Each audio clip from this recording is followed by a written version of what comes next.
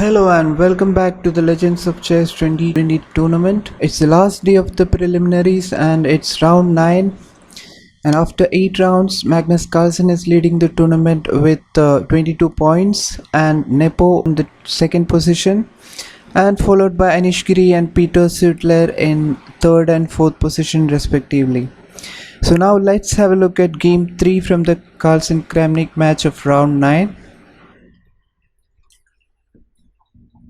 So playing with the white pieces, Carlsen goes for d4 and knight to f6 replies Kramnik, c4 and a6, knight to c3 and d5. We're now having a queen's gambit declined, a queen's knight variation on the board. So c takes d5. Now it turns out to be the exchange variation. Now e into d5 and bishop to g5. Now c6 and e3. Now h6 attacking the bishop to h4 and bishop e7. Kramnik preparing for castling. Now bd3. Carlsen also preparing for castling. Now Kramnik castles, knight g to e2 and a rook to e8. And now Carlsen castles. Now knight to h5 attacking the bishop on h4. Now bishop takes e7. Now queen to e7, queen into e7. Now queen to d2. Here normally queen to c2 is played. So now knight to d7 for the continuing with the development. So rook a to e1, preparing for a pawn push after playing knight to g3. That could be the idea of Carlsen. So knight to f8. Here Kramnik is preparing for either knight to g6 or knight to e6. So knight to c1, preparing for knight to b3. So now knight to f6 and f3, trying to push the pawn, control the center. Knight to e6 by Kramnik. Now knight 1 to e2, preparing for something like knight to g3.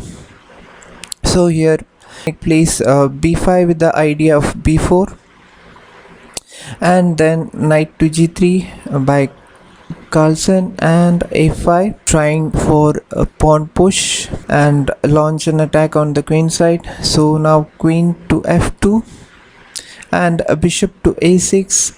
Now knight to f5 attacking queen on e7. So now queen goes to d8 and knight to e2, preparing for knight to g3 or knight to f4. So now c5 attacking the pawn.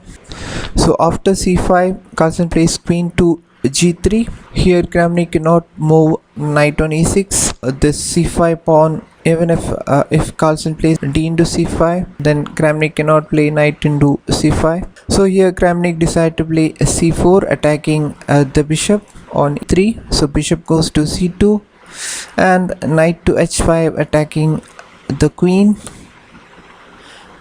Now queen to h3, counter attacking. Now attacking the unprotected knight. So g6. Here Kramnik is offering a pawn. Carlsen accepts the offer by playing knight into h6 check. So king goes to g7.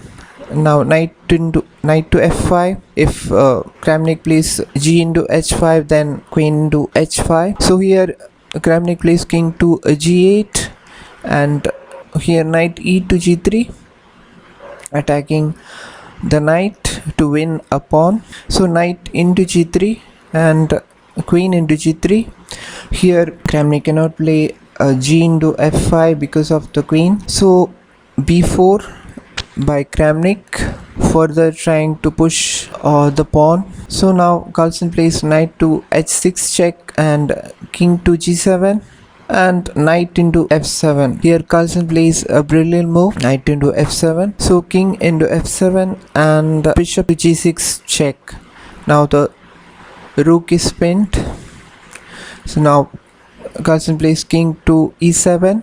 Bishop takes the e8 rook and king to e8. So now e4, Carlsen continuing with the pawn push, and now c3, Kramnik also preparing for counter attack. So now rook to f2, supporting the b2 pawn, at the same time preventing black from playing c2 or even c into b2. So now king to f7, preparing for something like queen to g8 or h8. So here b into c3 and b into c3. Now f4. Here the position is clearly better for Carlsen because he's having, all he has to do is push the pawn. He can promote the pawn and go on to win the game. So after f4, Kramnik takes d into e4 and f5, attacking the knight on e6. So knight goes to f8 and rook into e4, and now rook to b8, preparing for rook to b1, because here Carlsen cannot play rook to f1 because of the bishop pawn here. So after rook to b8, as a precautionary, as a defensive move, Carlsen plays h3, and as expected, rook to b1, check. So now king to h2 and queen to b8. Here Kramnik is offering the trade of queens. So Carlsen accepts, and queen into b8 and rook into b8. So now rook to e3, attacking the c3 pawn. Now bishop to c4. Here Kramnik is trying to stop the pawn push. So rook into c3 and bishop to d5, and rook to c5, attacking the a5 pawn, at the same time the bishop. So here Kramnik plays rook to d8, supporting the bishop. Still the a5 pawn is hanging. So rook into a5 and rook to d7, stopping Carlsen from playing rook to a7. So now g4, Carlsen is trying to further push his pawns and launch a strong attack on the king side. So now knight to h7, Kramnik doing everything he can, playing defensive chess. The position clearly favors Carlsen. Now after knight to h7, king goes to g3 and knight to f6, trying to play knight to e4 and win rook. So here rook to c2 and rook to e7. Now king to h4.